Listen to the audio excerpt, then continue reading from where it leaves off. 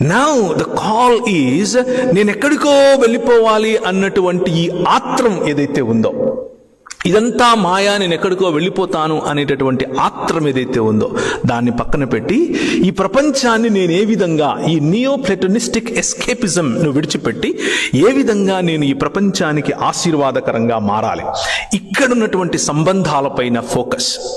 ఈ 2025వ సంవత్సరం, let me invite you to look in to this world with this idea or with this ideology that your God or నీ ప్రభువు, నీ రాజు, ఆయనకు నువ్వంటే ఇష్టం, నీ శరీరం అంటే ఇష్టం, ఆయన నిన్ను రూపొందించిన రూపురేఖలు ఆయనకి ఇష్టం, ఆయనకు నువ్వంటే చాలా ముద్దు, నీ సంబంధాలు ఇష్టం, నీ ప్రేమ ఇష్టం, నీ కుటుంబం ఇష్టం, నీ సమాజం ఇష్టం.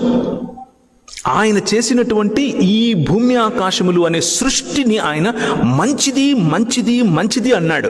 అందులో నిన్ను చాలా మంచిదిగా ఉంచాడు, మహిమతో నిన్ను ఆయన అలంకరించాడు. ఎక్కడో అమెరికా దేశంలో ఉన్నాం, బాబాయ్ ఎలా ఉన్నాడు, చిన్నమ్మ ఎలా ఉంది, అమ్మ ఎలా ఉందో, నాన్న ఎలా ఉన్నాడో, నా సంపాదన ఓకే బాగానే ఉంది, మరి నా సంబంధాల పరిస్థితి ఏమిటి, నా ఉద్యోగం బాగానే ఉంది, మరి నా ఊరు ఎలా ఉంది, నా ఇక్కడ సిటిజన్షిప్ బాగానే ఉంది, మరి అక్కడ ఉన్నటువంటి నా బాధ్యతలు ఏమయ్యాయి? Let this 2025 be a invitation to you to live a global citizen's life.